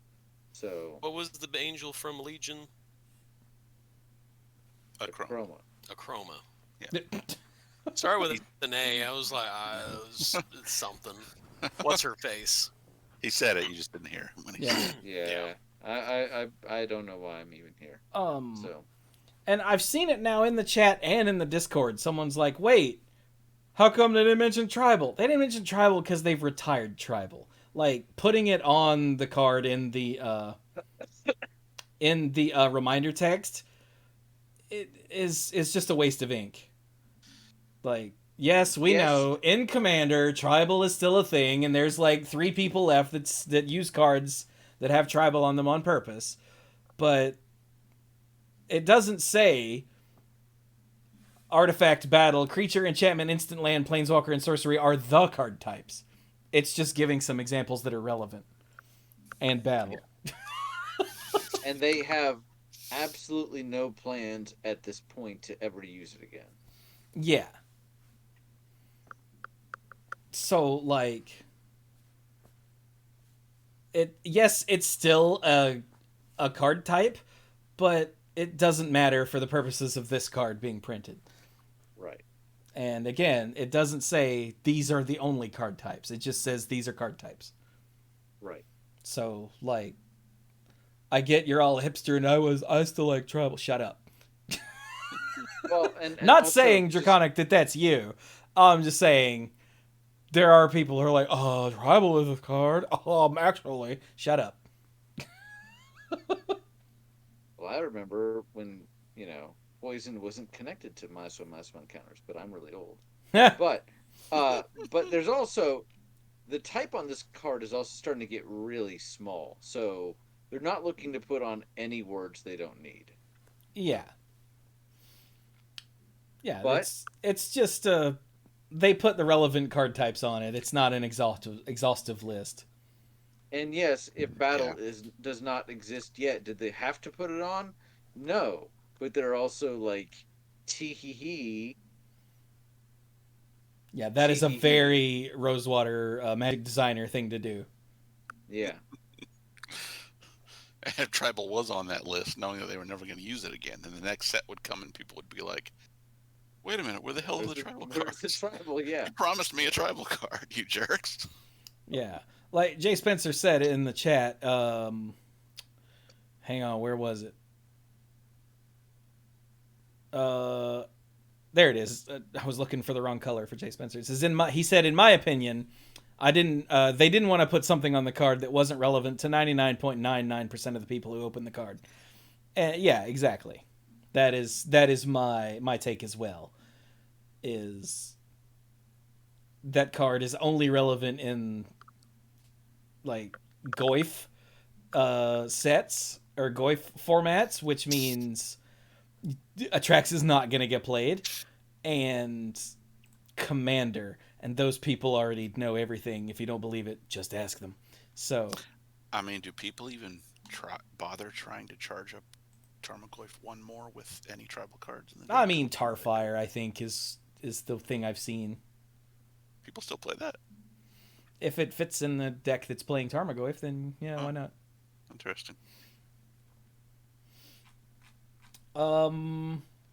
Okay, I did mention earlier the 5/5. Here it is, the oil counters that work like vanishing. So let's talk about that real quick. In green, it's the evolved Spinoderm. So for 2 green, it's a 5/5 Phyrexian beast that's rare. The evolved Spinoderm enters the battlefield with 4 oil counters on it. It has trample, as long as it has 2 or fewer oil counters on it. Otherwise, it has hexproof. So you get 2 turns with a hexproof Spinoderm, and then 2 turns with a trample Spinoderm. What do you mean? Well, because at the beginning of your upkeep, you remove an oil counter from it. And if it has no oil counters, you sacrifice it.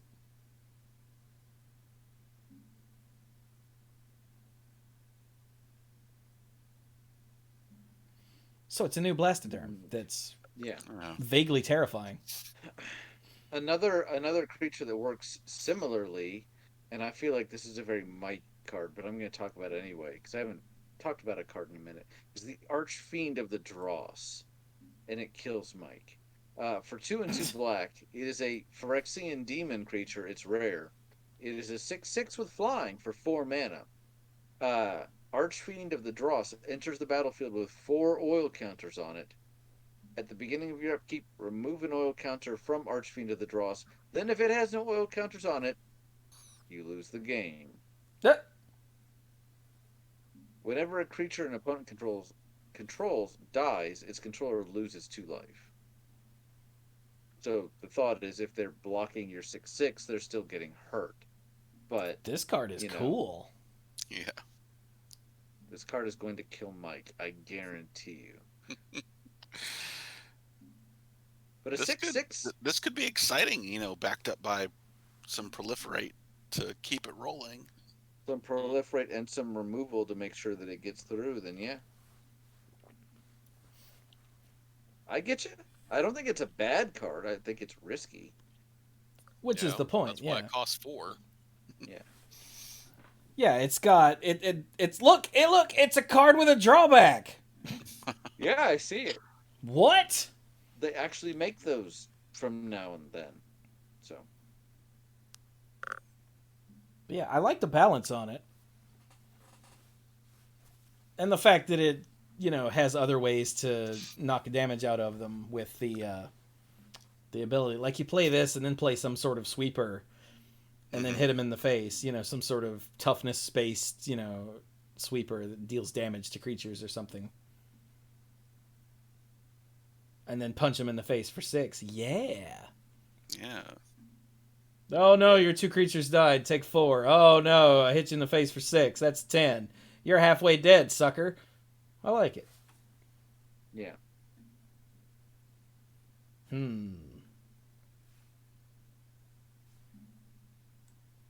So, I think we've hit a bunch of the high points. Like, there are a bunch of cards to talk about, but I get the feeling we're about to lose 2 of our people. Oh, we got to do the sword. We can't stop without the sword. Right. There's the sword. So, but then we'll talk about the rest next week. Yeah, probably. Yep. Yeah. So who wants to read the sword?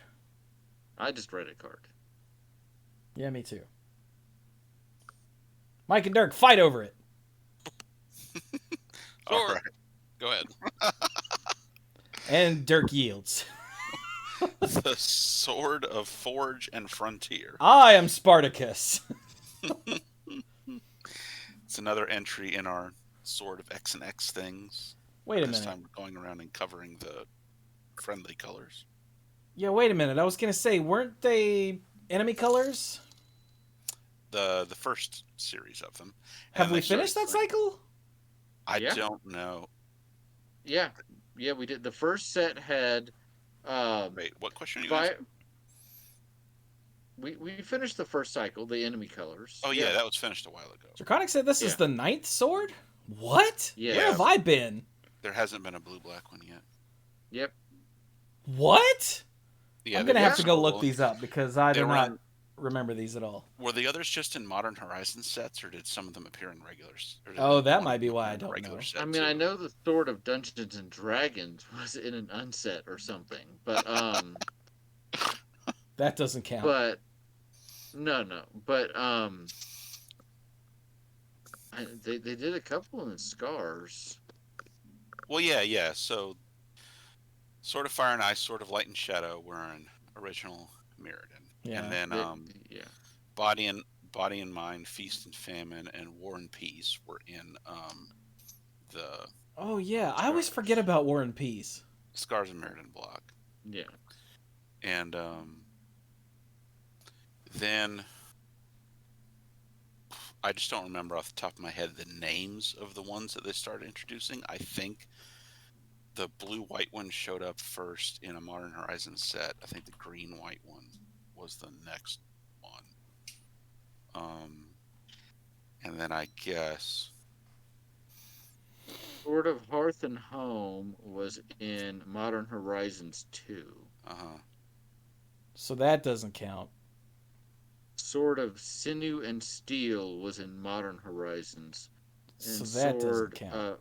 And Sword of Truth and Justice was in Modern Horizons. So that So doesn't count. Okay. so far the only ones of the allied colors have been in Modern Horizons. Yeah, so this is just completely screwing that up. Okay.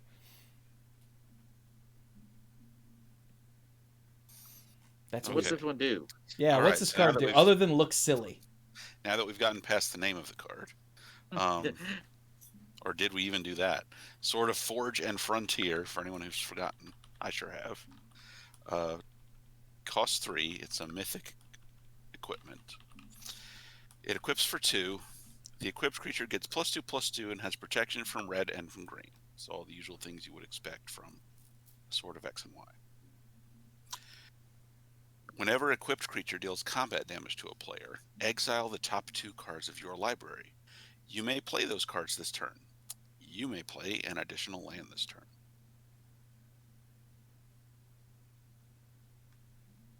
Wait. Oh. I was like, where's the other ability? Because my brain Yeah. put you may play an additional land this turn as part of the exile the top 2 cards. Mm-hmm. I mean, these two actually go pretty well together. There's some where they have nothing to do with each other. Like Body and Mind is like mill 10 and get a wolf. And you're like, that's cool, but they have nothing to do with each other. But this actually these dovetail so well, it feels like a single ability. Yeah. Which it kind of is, but I mean, I like it. I mean, yeah, the card itself is fine. The art looks like something you find on the toy aisle.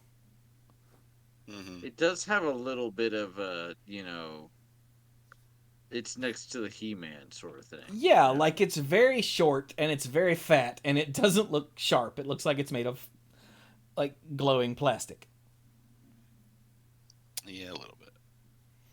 So the art is a little silly, but I mean the card itself is fine. Yeah. It doesn't wow me, but it's pretty cool. It is.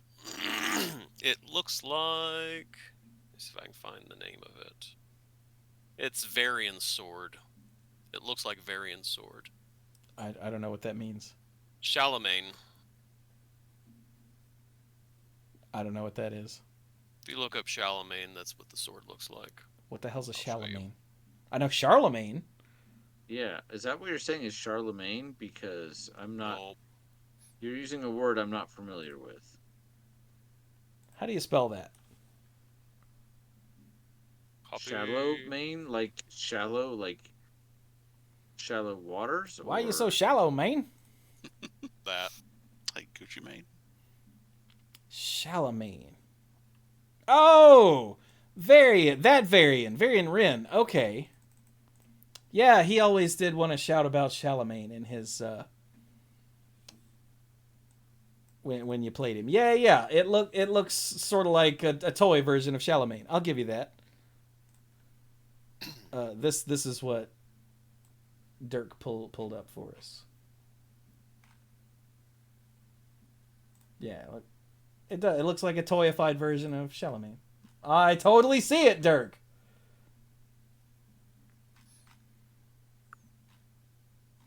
This is why we keep Dirk around. This is one of many reasons why we keep Dirk around Right. most of the time. And yeah, that is from World of Warcraft. Oh, you can't see it because I've got it zoomed in. Hang on. Oh no, that doesn't help. I've got it cropped funny. Why is it cropped funny? Oh well. I'll just pull up the art again. See, look at that. It's very and then here's the sword. Open image, new tab. There we go. Look at that. You see it, right? I see it. The two blades. One of them is slightly shorter. Not that you can. And I closed it.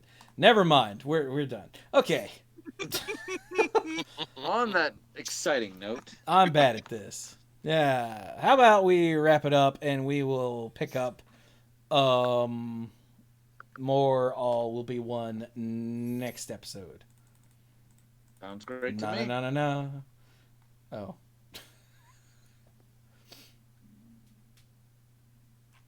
So, dorks. So my final thoughts. Yeah, that. So my final thought is that I still need to work on a motion to suppress. So I need to go before I fall asleep because I need to put some finishing touches on this. But as the first episode of 2023, this has been a lot of fun. It's good to talk to you guys. New set looks interesting. You're talking about an actual lawyer thing. Like you said, I need to work on a motion to suppress. I'm like, what, do you have to poop? Like, is that lawyer speak for I have to poop? That is code for that sometimes, sure. Ooh. I'm gonna have to make a list of like lawyer motions and what they're code for. Right? Excuse me. I need to go. I Like, don't, motion to suppress could also cover farting in church or sneezing at the dinner table. I feel like I could do a lot of like bad things with gag order, and I'm just gonna leave it there and let you guys think that over. But I'm gonna go and head out. You gentlemen and all you listeners have a wonderful whatever time it is you're listening to this or watching this or whatever. Bye bye. Night B. And hey, speaking of bad lawyer jokes, JT Huffy resubbed for 46 months, and I missed it earlier. Thank you, sir. Oh, and he said fellow lawyer in chat is laughing his ass off. Good. For my final thought, I am thankful that we are at the end of the semester, and what? looking Oh, forward right, to, high like, school. We are wrapping up the semester this week. There's a couple of them that I'm glad that they're done and gone. I don't have to worry about them anymore. It's just been a very tiring semester. My big thing is I'm tired of dealing with phones. Phones I'm are such pretty a sure great you say invention. that every semester. Well, they're an amazing device. Being able to have more computing power than was humanly known 10 Than years Mike's ago. laptop. Than Mike's laptop, yes. But the fact that it's being used for no purpose than to waste my time or waste their time in class. Like, if you really just want to watch, if you want to play Candy Crush or what, I know that's not what they're doing. They're watching TikToks and everything else. But if that is what you would rather be doing with your time, why are you in school? Oh, well, they're in school because their parents made them. Yeah, but then whenever they fail my class, they also waste the time in my class. I have at least 3 this semester who opted to spend more time on their phone than to do anything in class. Like, they never turned in work or anything because they didn't know how to do anything because they were on their phones the whole time. And they did the whole thing where they were sneakily watching between their legs. So when I called them and said, are you staring at something? Are you really proud of something? They're like, yeah, I am. And just kept on rolling. So yeah, Dirk, you know you sound like an old person, right? I know. Like you were a high school student once. You knew people like that, a bunch of them in high school when you were in high school that didn't care and were only there because they had to be. I know. Like nothing's changed. Those kids still exist. Well, that's when people are asked, is like, are the kids different? I'm like, no, they're still dummies. But it doesn't matter what school you go to, they'll still be dummies no matter what you do. There'll be people who are there for the right reasons, who do what they want to do, the people who are active in school, and then you're going to have the ones that if they could drop out right then and there, they'd not be in school, they would never want to go back to school, and they would just do whatever. And that's their thing. But yeah. But I did do one thing that I'm very proud of that I'm seriously looking forward to. So there's a program where we upload our stuff online so the kids have access to it. Well, I took their assignments, the math ones, and there's a quiz you can make where it randomizes the values that you plug into it. And I did it to all their worksheets. So their worksheets have randomized number values. So one person's density equation is not the same numbers in someone else's. Oh yeah, that's So how all those, our physics homework in college was on whatever. I don't even remember the name of the site back mm-hmm. then. But Yep. And yeah. so yeah, the fun part is when they're like, well, what did you get? Well, your numbers are different from everybody else's, so if you plug in those numbers, you're wrong. So yeah, I'm looking forward to seeing how that rolls. I have a feeling there'll be people who will do it and do it right, people who will try it and realize, oh my gosh, and will have to figure it out, which is the goal. Right. Or there'll be people who won't do anything, won't turn it in, or they'll just, plug in numbers, take a 0, and it's like, well, I mean, what can I do to bring up my grade? Do that assignment and do it right.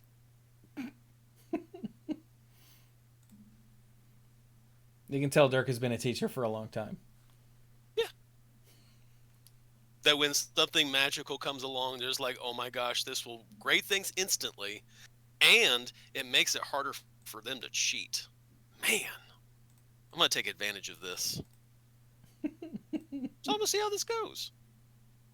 I'm looking forward to it. We can tell. I know. And with that, I'm off to bed. So you guys have a good night. Night, Dirk. Right.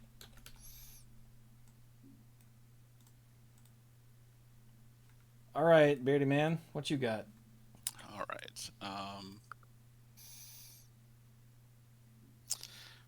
already shared my Lemur story. I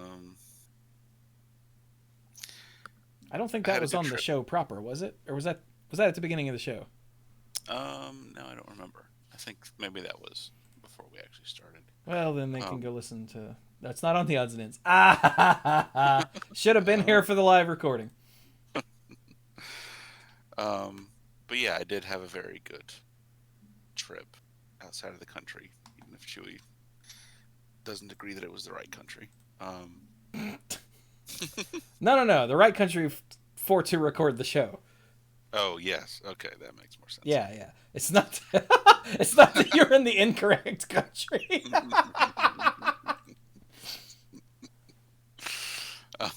America. No, I'm not one of those people, Mike. But yes, my brother was getting married in Colombia, South America, in his now wife's hometown. It was really nice to go down there and visit. It's been a long time since I'd traveled overseas. Very long time. I think last time I did that I was in college, I think. Had a nice time hanging out, visiting with new family. It was a good trip, and the traveling itself went very smoothly. Like we didn't have any problems with delayed or canceled flights.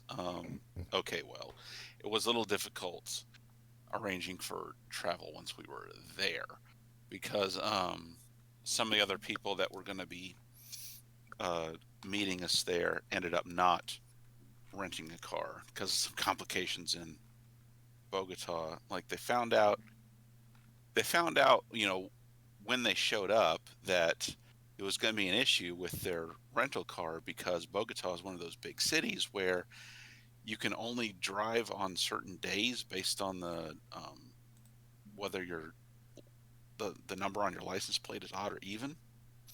So they weren't going to be able to use their rental car to get out of Bogota to come meet us on the day that they intended to do that. Oh, So they had to cancel that, and uh, we were we were just always having to make arrangements for like taxis and usually getting someone else to help us make the arrangements because um, none of us speak Spanish with any measure of strength. Um, I mean, it's fine because things are just everything is just so much cheaper there. So uh, when we on our last day when we just decided to get taxis to go from the town we were in back to Bogota so we could get to a hotel and stay overnight so we could get to the airport early in the morning. To hire three cars.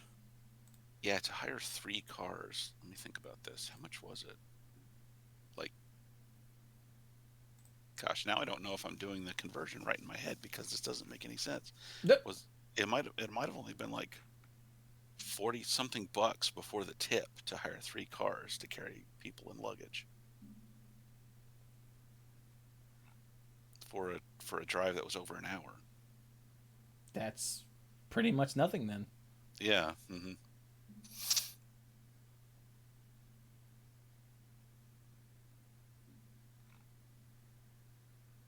But yeah, car travel was a little complicated, but other than that, the travel went very well. We were originally going to have like a 7 hour layover in Atlanta on the way back, but um, Ashley was able to get us and my parents on standby for a much earlier flight, and it worked out. We were all able to get on the plane and get home much, much earlier. Had to go back to the airport a little later that evening for a checked bag because the turnaround was so fast that it wasn't able to make it onto the plane that we got on, but it was able to get on the next plane. Well, good. Yeah. You can tell Mike is in logistics. He hasn't talked about the food or the sights. He's talking about hiring a car and getting to and from places. Well, no, I just got off track. I got off track because I mentioned the travel went smoothly, and then I started remembering a bunch of other things connected to that. No, the food was very good.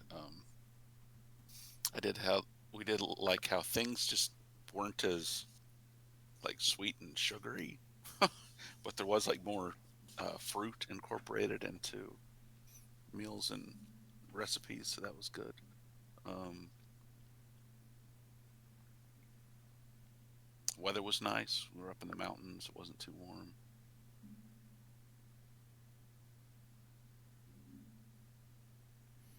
Nice. Mhm. Well, yeah, because wait, you were in the southern hemisphere, weren't you? Almost close. I can't remember Not whether quite. the southern part of Colombia crosses over the line, but the vast majority of it, if not all of it, is above the line. Okay, hang on. My brain is not showing. Oh yeah, okay. Colombia's up there. Never mind. Hmm. And yeah, the very southern part looks like it crosses over. Okay. Oh well. I was gonna get you to say what's up to the Large Magellanic Cloud, but No.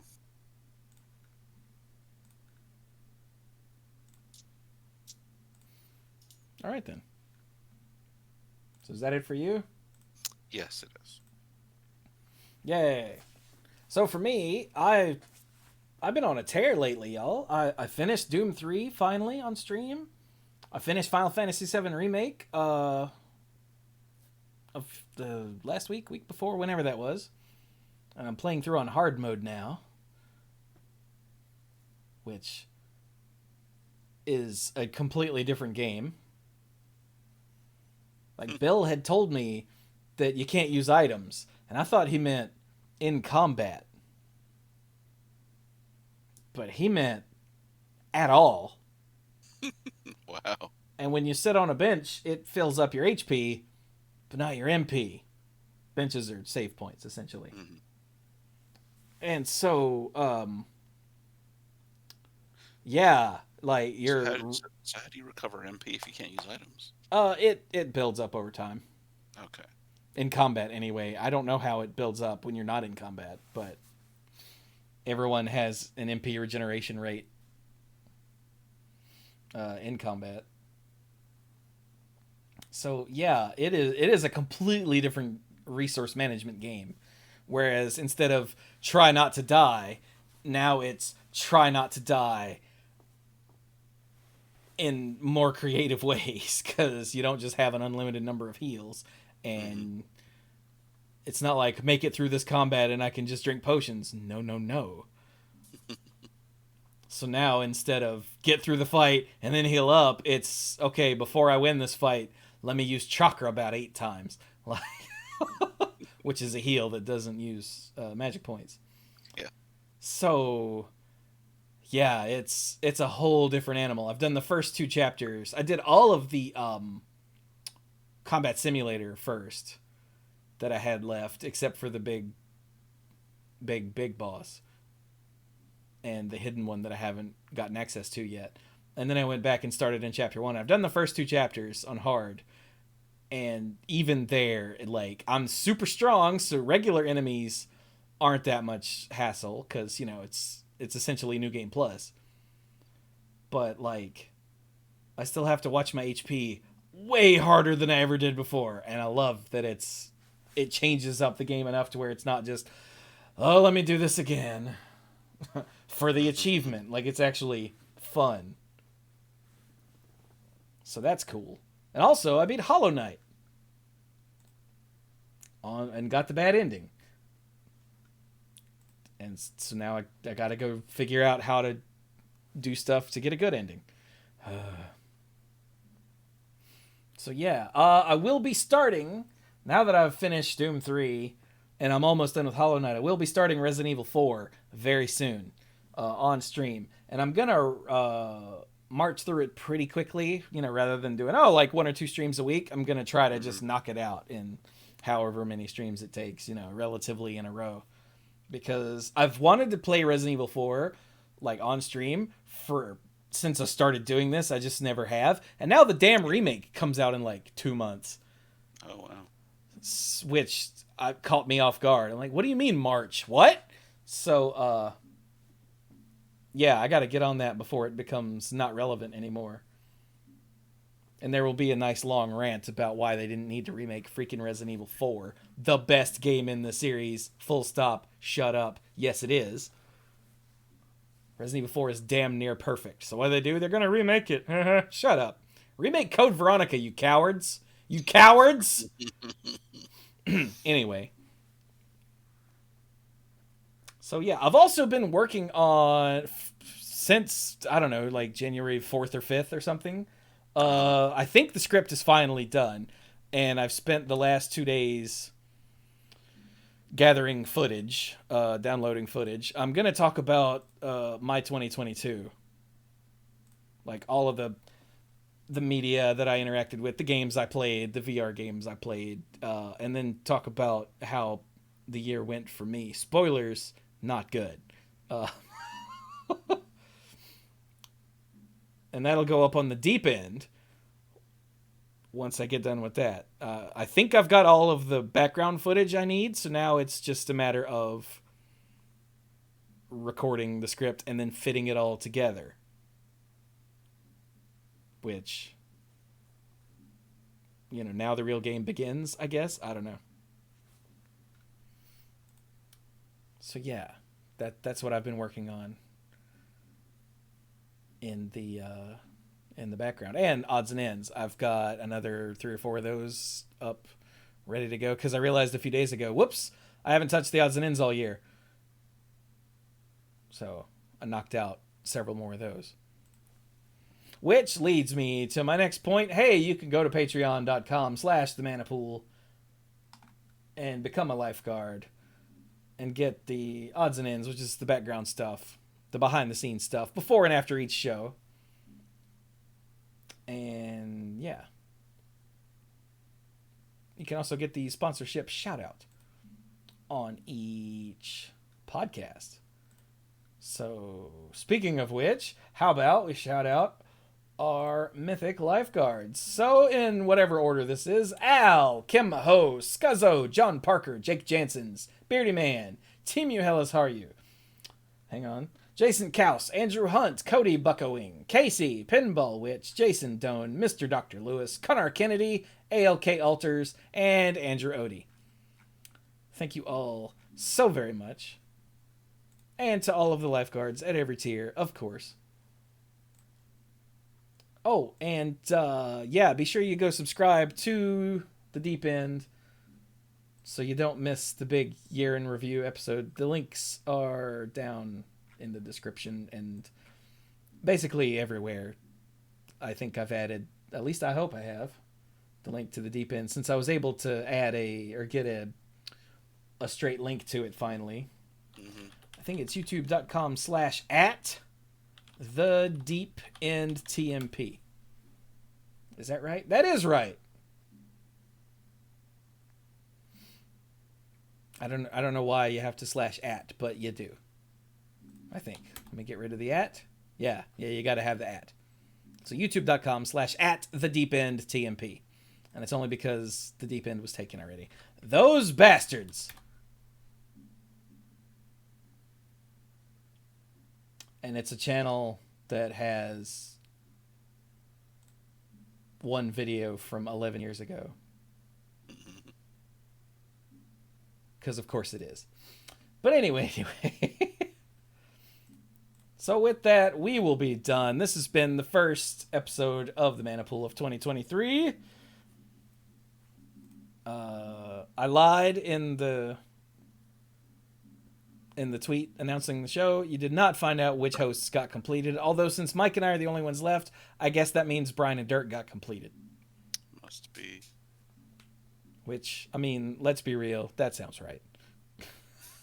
Which is really sad because I think Dirk was one of my favorite characters. Yeah. That's okay. They'll figure out how to walk it back. So, yeah. We'll be done now. So thank you all so very much for joining us. And don't get that oil on you. Buh.